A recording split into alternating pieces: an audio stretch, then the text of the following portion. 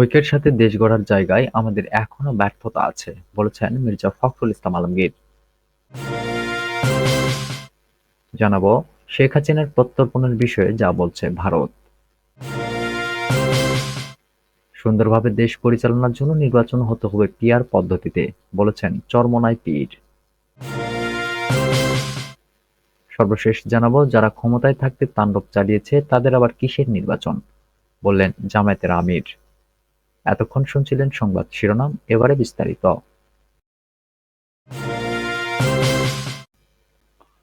ঐক্যের সাথে দেশ গড়ার জায়গায় আমাদের এখনো ব্যর্থতা আছে, বলেছেন মির্জা ফখরুল ইসলাম আলমগীর।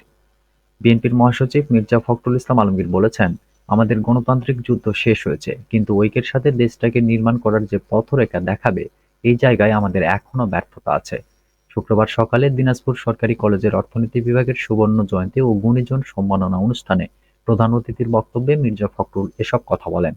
অর্থনীতি বিভাগের বিভাগীয় প্রধান জাহেদা পারভীনের সভাপতিত্বে অনুষ্ঠানে অন্যান্যের মধ্যে দিনাজপুর সরকারি কলেজের অধ্যক্ষ এ.কে.এম. আল আবদুল্লাহ, ঠাকুরগাঁও সরকারি কলেজের সাবেক অধ্যাপক গোলাম রব্বানী, দিনাজপুর সরকারি মহিলা কলেজের সাবেক অধ্যক্ষ আব্দুল জব্বার, পীরগঞ্জ সরকারি কলেজের সাবেক অধ্যক্ষ আব্দুর রহমান প্রমুখ বক্তব্য দেন।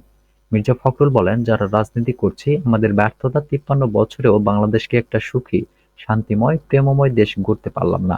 আমরা রাজনীতি নিয়ে সংকীর্ণতায় ভুগি এবং নৈতিকতার সর্বনিম্ন পর্যায়ে চলে গেছি।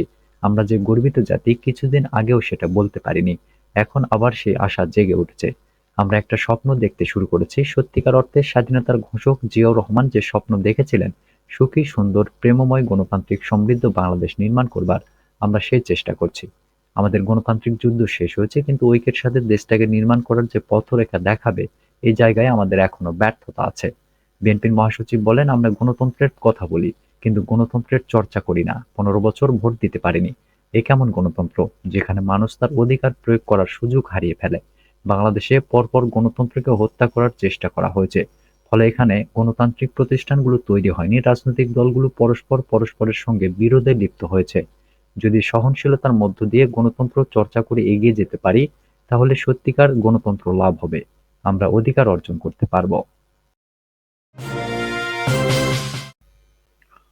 শেখ হাসিনার প্রত্যর্পণের বিষয়ে যা বলছে ভারত। বাংলাদেশের সাবেক প্রধানমন্ত্রী শেখ হাসিনার প্রত্যর্পণ নিয়ে ভারত এখনো কোনো মন্তব্য করতে প্রস্তুত নয়। এক সপ্তাহ আগে ভারত যেমন এই প্রশ্নের নিরুত্তর ছিল, এখনো তেমনই। শুক্রবার ভারতের পররাষ্ট্র মন্ত্রণালয়ের মুখপাত্র রণধীর জয়সওয়াল সাপ্তাহিক ব্রিফিংয়ে এ সংক্রান্ত এক প্রশ্নের উত্তরে বলেন, এক সপ্তাহ আগে শেখ হাসিনার প্রত্যর্পণ নিয়ে বাংলাদেশের বার্তা পাওয়ার কথা জানিয়েছিলাম। ওই প্রাপ্তি স্বীকারের বাইরে তেমন কিছু বলার নেই। শেখ হাসিনার প্রত্যর্পণ সম্পর্কে আজ সর্বভারতীয় ইংরেজি দৈনিক হিন্দুস্তান টাইমস-এর প্রতিবেদনে বলা হয়েছে, বাংলাদেশ সেই দাবি বিধিসম্মতভাবে করেনি। তাছাড়া চুক্তি অনুযায়ী ওই দাবি গ্রাহ্য না হওয়ার আরও অনেক কারণ আছে। পররাষ্ট্র মন্ত্রণালয়ের মুখপাত্র ওই প্রতিবেদন নিয়ে আজ কোনো রকম আলোকপাত করেননি। ব্রিফিংয়ে সনাতন ধর্মীয় নেতা চিন্ময় কৃষ্ণ দাসের জামিনের দাবি খারিজ হওয়া নিয়ে প্রশ্ন করা হলে জয়সওয়াল বলেন, আমরা আগেই বলেছি, ওই ঘটনায় যাদের ধরা হয়েছে তারা সুবিচার পাবেন, বিচার ন্যায্য হবে। ব্রিফিংয়ে তুরস্কের এক সংস্থা থেকে বাংলাদেশের সামরিক ট্যাঙ্ক কেনার খবর নিয়েও প্রশ্ন করা হয়।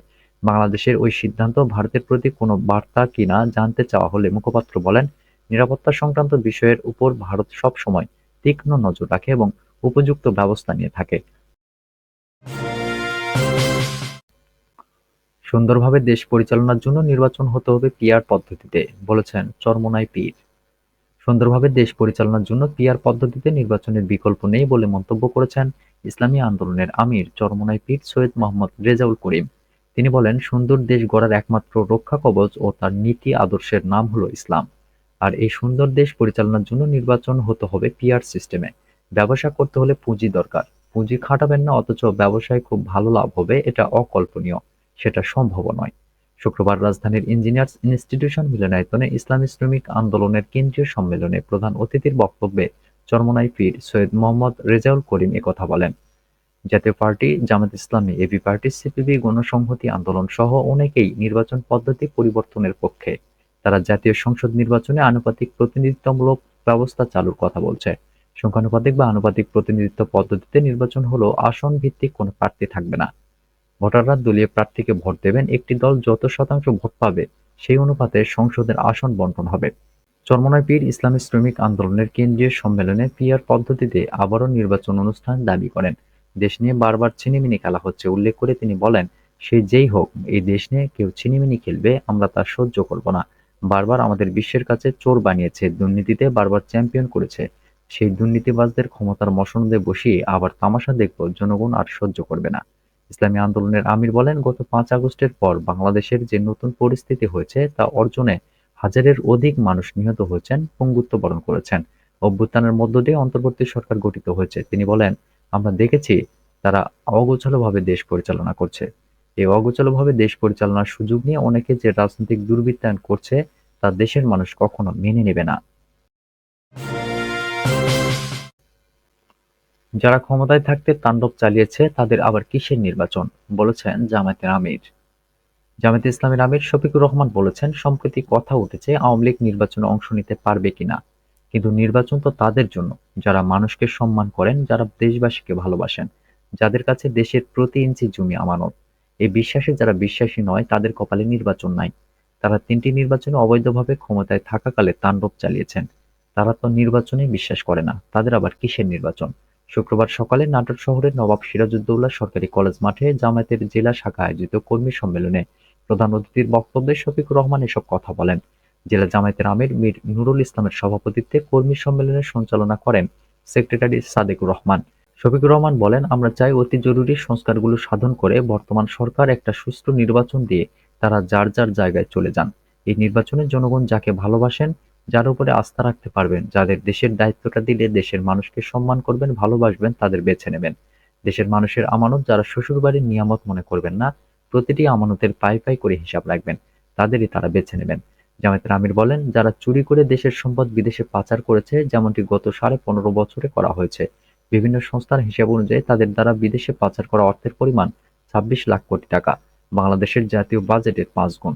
তাদের জনগণ প্রত্যাখ্যান করবেন। ক্ষমতায় থাকাকালে তারা অন্যদের চোর বলেছে, আসলে কথায় আছে, চোরের মায়ের বড় গলা। যারা আকাম কুকাম করছে, বাংলাদেশকে ফোকলা করেছে, আর্থিক প্রতিষ্ঠান লুটপাট করেছে, গণ ডাকাতি করেছে, তাদের প্রতি জনগণ আস্থা রাখবেন না। সরকারকে দ্রব্যমূল্য নিয়ন্ত্রণে রাখার আহ্বান জানিয়ে শফিকুর রহমান বলেন, আওয়ামী সিন্ডিকেট এখনো বসে আছে, আবার নতুন সিন্ডিকেটও জায়গা করে নিয়েছে। তবে সিন্ডিকেটকারীরা বলছে, আমাদের জমিদারি এখন নতুন জমিদারের হাতে চলে গেছে, আমাদের হাতে এখন আর নাই। তবে আমরা জামায়াতে ইসলামীর নতুন পুরাতন সিন্ডিকেট দেখতে চাই না। আমরা সর্বশক্তি দিয়ে সিন্ডিকেট ধ্বংসে সরকারকে সাহায্য করতে চাই। তিনি সরকারের কাছে প্রয়োজনীয় সংস্কার করে দেরি না করে নির্বাচন দেওয়ার আহ্বান জানান। এছাড়া জুলাই-আগস্টের অভ্যুত্থানে হতাহতের পাশে থাকার প্রতিশ্রুতি দিয়ে এ ব্যাপারে সরকারের দৃশ্যমান উদ্যোগ দাবি করেন।